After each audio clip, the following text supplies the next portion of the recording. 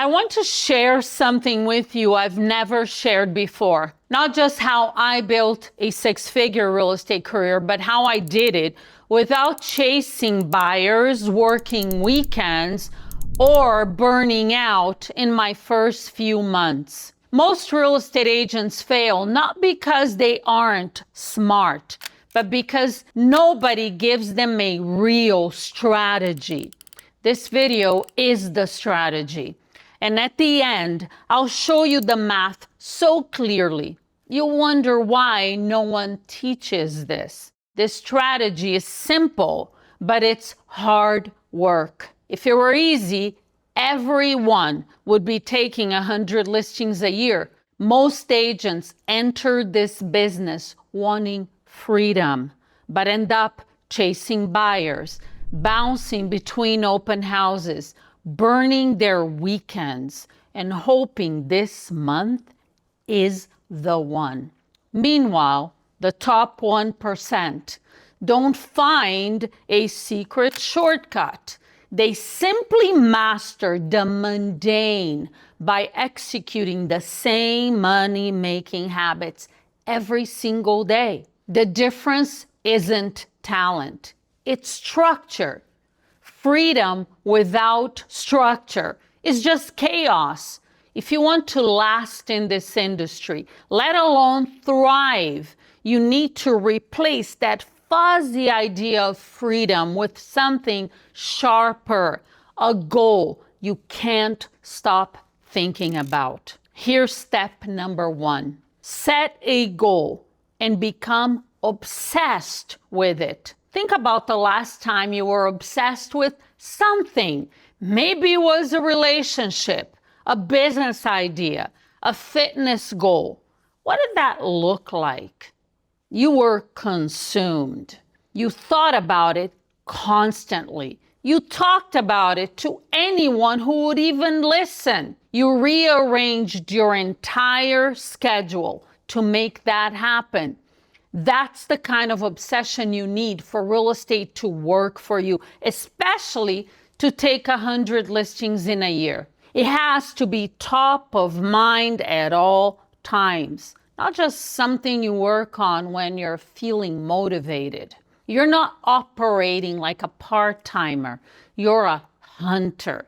You're asking everyone, your barista, your neighbor, your hairdresser, are you selling? Do you know anyone who is? Without a goal, you're like a sailboat with no sail. Wherever the wind blows, that's where you go. A lot of agents operate just like that, and that's why they get average results. You're not one of them. I must warn you, if you skip even one step from this list, this whole plan will crumble. I've seen agents do everything almost right and still fail. They keep buyers just in case. They prospect when they have time. They follow up when they remember. And 3 years later, they're exhausted, broke, and wondering why real estate didn't work for them. This is where most careers quietly die. If you're feeling like you're on that path, this should motivate you. When I say 100 listings a year, I don't mean a nice round number for a whiteboard. I mean the mortgage paid off. I mean the credit card debt is gone. I mean family vacations you don't have to feel guilty about. That's what happens when your business runs on purpose, not panic. I know this one's going to ruffle a lot of feathers, especially if you're just starting out. But here's the truth. Buyers will drain your time, your energy, and your calendar, and most of them won't close. I had a coaching client named Michelle. When we started, she was working with 11 active buyers. 11. She told me, I'm so close to having a great year.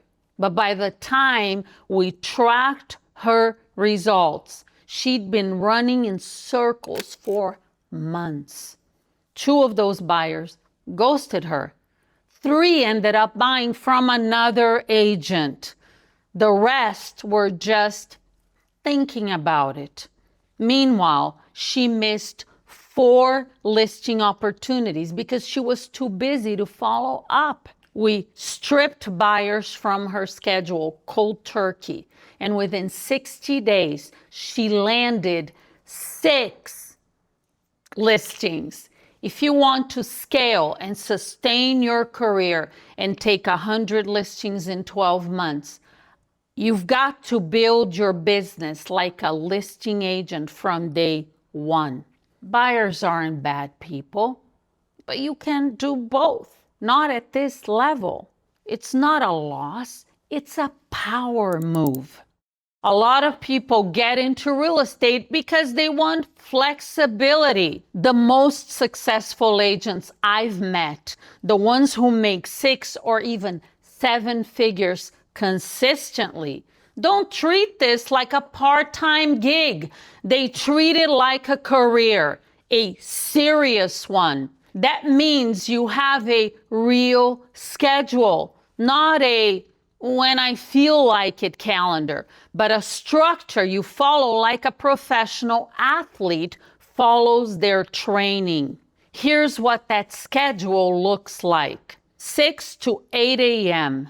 Wake up, no emails, no social media, no noise. 30 minutes of physical exercise, 30 minutes practicing scripts, 30 minutes reading a mindset book, 30 minutes preparing numbers to call, 8 to 12 p.m. prospecting. This is your money time. No distractions, dial, talk. This is appointment setting time. 12 to 1 p.m., lunch. 1 to 3 p.m., administrative tasks. Reply to emails. Prepare CMAs for listing appointments. 3 to 6 p.m., go on listing appointments or door knocking. 6 to 8 p.m., callbacks and evening prospecting, especially new expireds and for sale by owners who didn't answer in the morning. And Saturday, prospect from 9 a.m. to 12 p.m. Who to call and when? My advice is to do it in this order of priority. New expireds, today only. Best source of listings. Call early. They'll list with someone quickly. Let it be you. For sale by owners, up to 3 months. Gold mine. People selling their home who don't have an agent yet. Old expireds from the day before. Backwards. You could even call ones from a year or 2 years ago. For rent by owners, many are accidental landlords, expireds who didn't sell. Sphere of influence, put everyone in a database. Total people you have divided by 55. That's how many to call per day. Circle prospecting, just listed, just sold. Pick a neighborhood of 2,000 to 3,000 homes. Look for around 5% turnover. So 150 plus homes sold per year. Choose a solid price range. Start every day with 500 phone numbers ready to go so you don't run out. Use a service like Espresso Agent. They provide expireds, FSBOs for rent by owners, neighborhood phone numbers, people most likely to sell, a dialer, a CRM, and if you are a SalesX client, you can get up to $100 off their price every single month. That's it. No 60-hour grind. No wasted weekends. Just focused work. You're working 240 days a year. That leaves 125 days off. And still, you'll outperform agents who claim they're always working but never track a single metric. Oh, I don't like scripts. I hear that all the time. And every time I do, I know I'm talking to someone who's probably not making any money. This isn't improv. You're not trying to just be yourself on those calls. Can you imagine Johnny Depp showing up to the set to film Pirates of the Caribbean and telling the director that he won't use the scripts? He'll just go with the flow. That would be ridiculous. You're trying to solve a specific problem and get a specific result, an appointment. That requires language that works. That's what scripts are. Not robotic lines, but refined tools that get you results faster. Yes, at first, you'll feel uncomfortable. That's normal. But the discomfort is the cost of becoming a professional. And once you practice them, rehearse them, film yourself, role play with a friend, and most importantly, use them on your calls, you'll start sounding like yourself, just sharper, more effective version of you. Every agent I've coached who went from 0 to 100 listings had one thing in common. They practiced constantly, no exceptions. If you want my in-depth help with this, check the links in the description and feel free to reach out. A lead is not a listing, not yet. A lead is someone you've spoken to and who didn't set an appointment yet.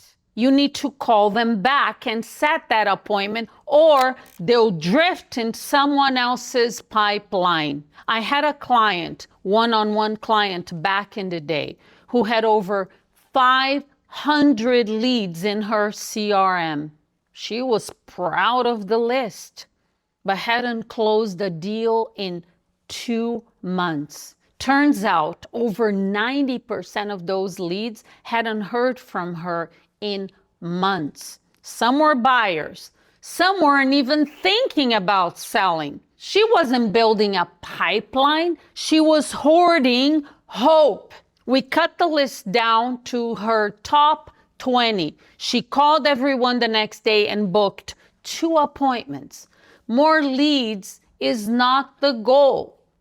Great leads is. That is why my follow-up rule is aggressive. Call them 3 times a day, every day until they answer. 4 rings max. No voicemail after the first call. Most agents call twice with no answer and they give up. You won't. I call this the 10% rule. I only keep the best leads, the top 10%. If you talk to 50 people, you're allowed to keep no more than 5 leads. That also forces you to focus on setting appointments, not just accumulating leads. Track everything, dials, contacts, appointments, because what you don't measure, you cannot improve. Categorize your leads into 2 groups. Those that are planning to sell in the next 30 days and long-term sellers. Call those long-term sellers once a month. Put them in your CRM and add them to your newsletter. They could be leads in your 100 listings 6 months from now or next year. You don't take 100 listings a year by wasting your time. You're not a tour guide. You're a business owner. Previewing homes just to see them, it's a trap. It makes you feel productive while actually stealing hours you could have spent generating revenue. Top agents don't preview, they prepare. They book qualified listing appointments, go in with a plan, and walk out with a signature. If you want to spend more time in houses, get a hobby. If you want a real career, stop wasting time on fluff. Walking into a listing appointment without pre-qualifying, it's like walking into a boxing match blindfolded. You don't know what objections they'll throw at you. You don't know who's making the decision. You don't even know if they're serious. One of the toughest lessons I learned personally was really early in my career. I showed up to a listing appointment thinking I had it in the bag, spent 30 minutes talking to the seller, walking through the property, explaining comparables. Then she said, well, I'll have to talk to my husband. He's not here. I never got the listing. I didn't pre-qualify. I didn't ask the right questions. That was one mistake that cost me 4 hours and thousands of dollars. Never again. When you pre-qualify, you show up with answers, not guesses. You'll close more deals and waste less time. You're not a messenger, you're a strategist. That starts before the appointment. This isn't about talent, it's about habits. Olympians don't train when they feel like it. They train because it's what they do. It's part of their identity. Some days you'll set 0 appointments. Other days you'll set 4. The results vary. The process doesn't. And mindset, that's your fuel. Turn off the news. Unfollow the drama. Avoid negative people, even if they're family. In the car, listen to audiobooks, powerful podcasts, anything that lifts your thinking. If you're building something extraordinary, you have to protect your energy at all costs. Here's the math I promised. If you work 240 days, set 1 appointment per day. That's 240 appointments. If, for example, 40 of those cancel, you still have 200 appointments with a 55% closing ratio. You take 100 listings. You don't need to work 60-hour weeks. You don't need to chase buyers. You need an obsession, structure, and follow through.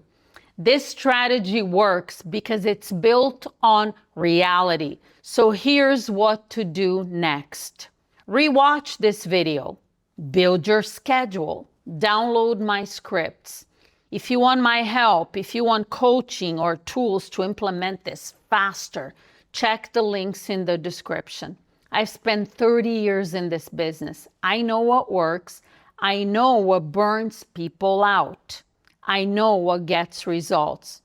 Real estate is a real job, and if you treat it like one, it can change your life. Thanks for watching. Now, go take some listings.